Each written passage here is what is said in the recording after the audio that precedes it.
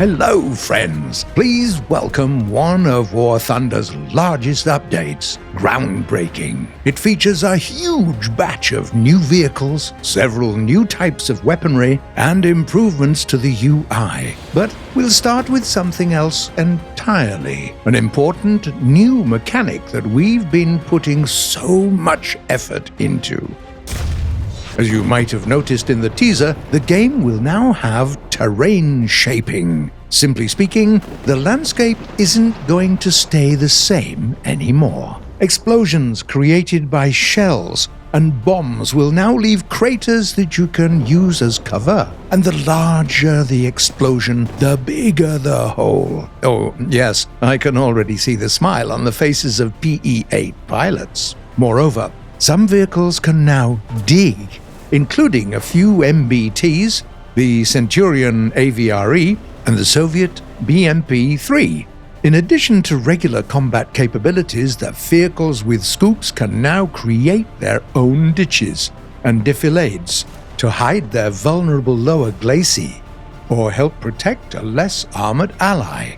Here's the Chieftain holding a point on the Mozdok map with only its armored turret exposed. And here's the T-72. Its poor elevation angles are compensated with some digging. Meanwhile, this crater has become a snug shelter for a few tanks at once. Seems like the work of one huge bomb.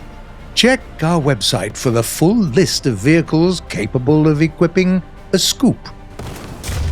The hangar screen now has a new feature to help you get a better look at the weak points of armored vehicles: the protection map. With it, you can study more than just the thickness of the individual pieces of armor, but also the vulnerability of certain areas. Look, here they are. See how vulnerable areas change with different angles? We're also continuously improving the graphics in the game.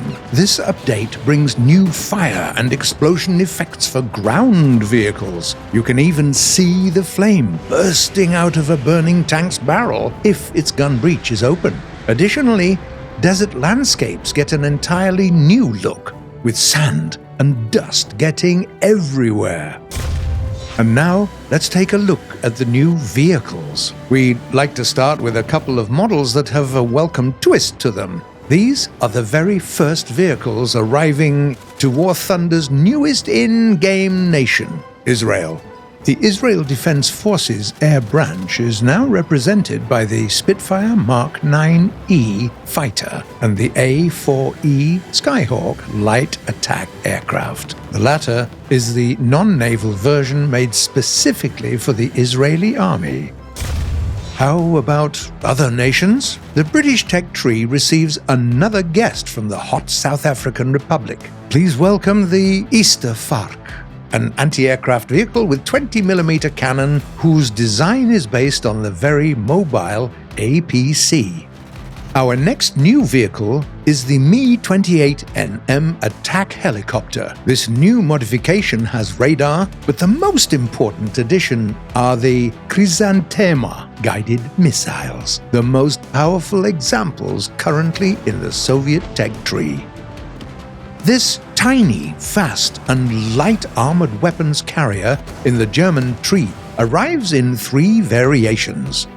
One with the 20mm autocannon, another with the TOW anti-tank missiles, and another with the ADWC missiles system. The Chinese tech tree has something new too. The ZLT-11 is an 8-wheeled vehicle with a 105mm gun armed with APF SDS rounds, proximity fuse, HE shells, and tandem ATGMs. Its maximum speed is no less than 100 km per hour. There's another Brit, and this time she's naval. The new HMS Marlborough battleship boasts enormous firepower consisting of 10 343mm guns and a dozen 152mm ones.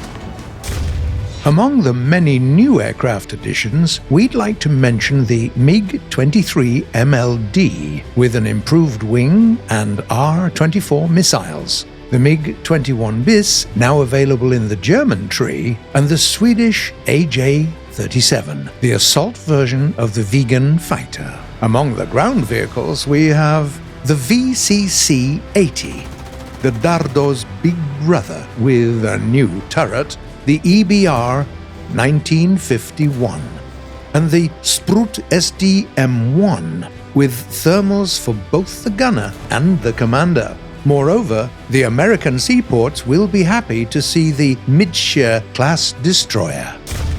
And that's not all. We've also got new maps for all battle types. Tankers will enjoy the Aral Sea. This natural reservoir has dried out and turned into a salty desert, with the rusty remains of old vessels littered around the landscape. Pilots will be able to fly around Bourbon Island. It's a real one, by the way, and it's full of twisting canyons, so good for hiding from enemy radar. And finally, Viborg, a naval map with dozens of tiny islands and bays, a great environment for quick and tiny boats. If you're still with us, here's a short description of the new weapon types we promised at the beginning. The new R-24R radar-guided missiles have an inertial navigation system, which means you don't have to lock them onto your target immediately, doing it later instead, increasing the range tremendously. Then we have the R-24T, all-aspect infrared homing missiles with a 10-kilometer target acquisition range. The Jaguar fighter bomber also receives some new suspended armament, AS-30L laser-guided missiles, and new 1,000-kilogram and 400-kilogram bombs, also with laser homing capabilities. To improve the accuracy of these weapons, the Jaguar can now equip the Atlas II targeting pod with a laser designator and auto tracker. The Jaguar GR-1 and the Corsair A7E have similar pods installed, by the way. Did we forget anything? Oh, right. Halloween is coming. Your hangars are already decorated with cute, evil jack-o'-lanterns. So trick or treat! As usual, the full changelog is available on our official website. Subscribe to the channel, because I'm telling you to. Try out the new vehicles, because you want to. Fire the new weapons, because you feel dangerous. Build your fortifications, you think you're invincible. And dig deep. We'll be happy to see what you think in the comments. Good luck.